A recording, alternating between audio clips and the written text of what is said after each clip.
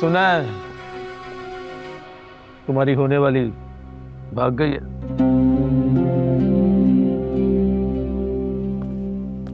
मोहब्बत इंसान का दिल जख्मी कर देती है। आज देख भी लिया। तुम तो ये बात अच्छी तरह से जानते होगे। खुर्शीद की जिंदगी देख चुके हो।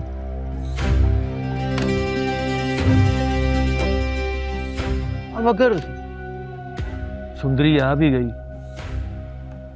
तो क्या होगा?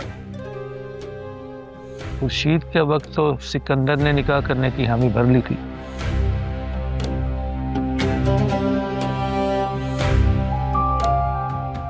मेरा ख्याल है कि उन्होंने इस वक्त तक निकाह कर लिया होगा।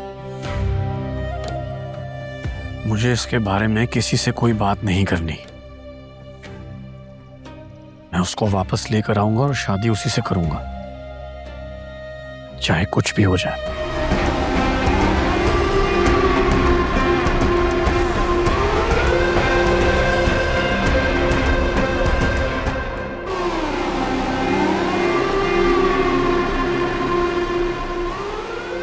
बादशाह सुंदरी तक नहीं पहुंच पाएगा, कभी नहीं।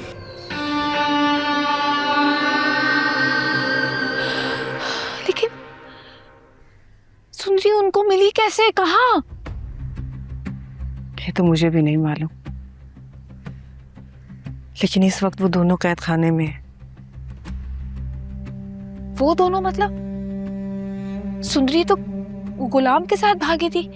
भागी होगी, लेकिन इस वक्त वो दोनों हमारी हवेली में हैं। मामा, ये सब क्या हो रहा है? मुझे कुछ समझ में नहीं आ रहा। बाबा ऐसे कैसे कर सकते? खुर्शीद से बदले की याद कुर्बान अली के अंदर फिर से भड़क उठी,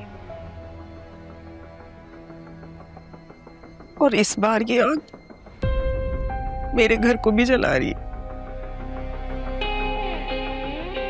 कुछ करो बेटा, मुझे इस अजाब से बचा लो। माँ, लेकिन मैंने तो बादशाह को कह दिया है कि वो कर ले शादी। तुमने तुमने अपने बाबा और उस लड़की की उम्र में फर्क देखा है?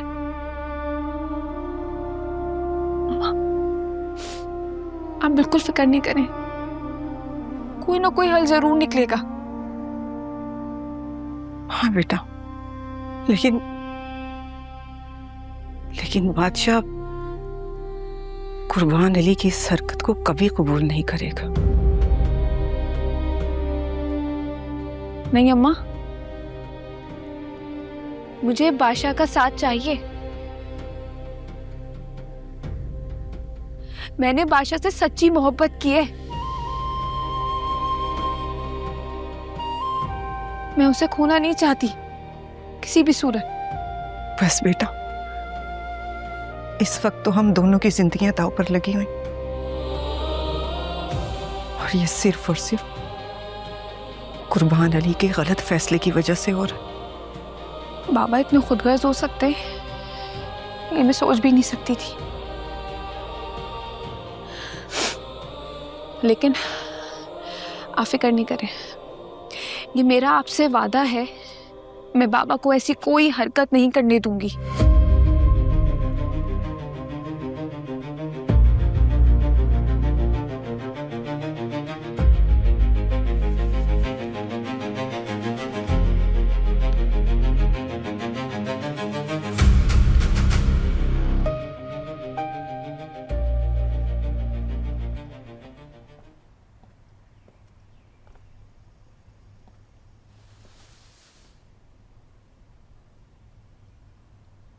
बादशाह यहाँ आया था, कहाँ गया?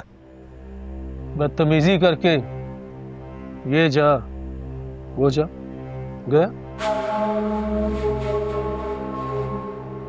बदतमीजी? आपका बेटा इश्क में इतना पागल हो गया है, वो सब रिश्ते भूल गया। बड़ों की इज्जत उसे अपने पांव तले रोंगते हुए कोई हिचकिचाहट नहीं हो रही। उसे इतना भी एहसास नहीं कि अब मैं रिश्ते में उसका ससुर लगता हूं।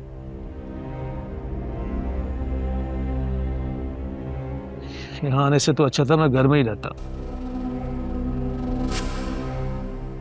बेटी के मुंह पे आ ही गए हो तो थोड़ा सब्र भी कर लो। बेटी की वजह से तो ये सब कर रहा हूँ, सब्र भी, और हम तो अपने वादे पे कायम थे, पीछे तो नहीं हटे।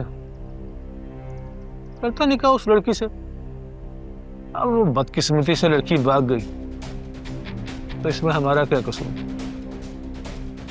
कसूर तो किसी का भी नहीं है। कसूर है कसूर जहांदार भाई, किस्मत का, बादशाह की किस्मत का, जो इस वक्त उसका साथ नहीं दे रही। वो अपनी किस्मत से खुद लड़ लेगा, तुम्हें इसके लिए परेशान होने की जरूरत नहीं है। अरे अरे अरे, मैं कहाँ परेशान होता हूँ? मैं तो पैदा ही परेशानियां दूर करने के लिए हूँ, चाहे वो खानदानी हो या सियासी। अब देखिए, आपके बेटे को मिनिस्टर बनाने के लिए कितनी परेशानी दूर कर दी मैंने, और वो इसको भी कंसिडर नहीं करता।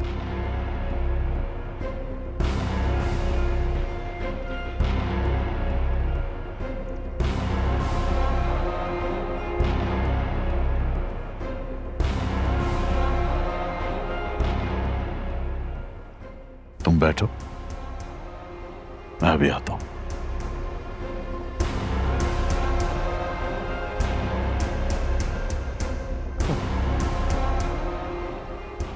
बैठे ही हुए हैं, बैठ जाते।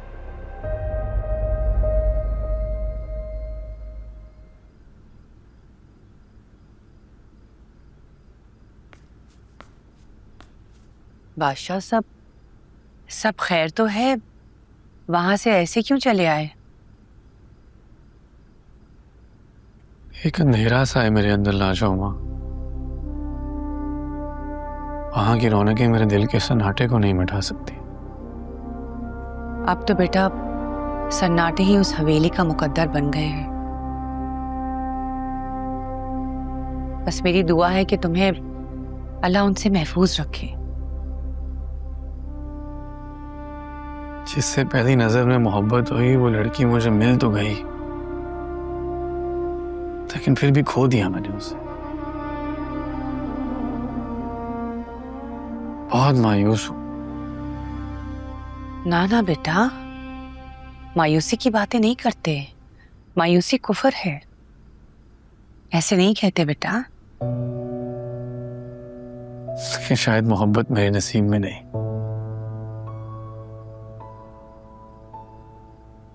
अगर उसको अंदाजा हो जाता ना लाजो अम्मा कि मैं उससे कितनी मोहब्बत करता हूं,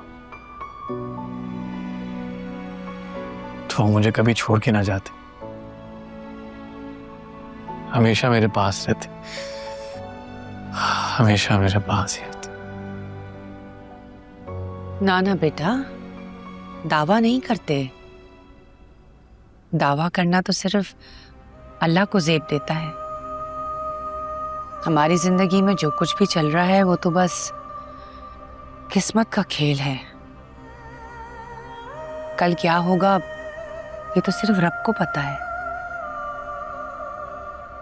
बेटा तुझसे मेरी एक इल्तिजा है।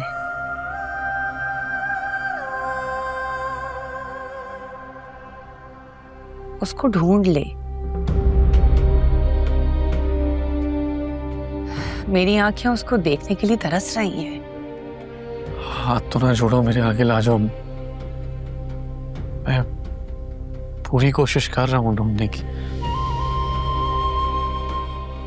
आप बेफिक्र रहें, बस आप दुआ करें। हम सबको आपकी दुआओं की बहुत जरूरत है।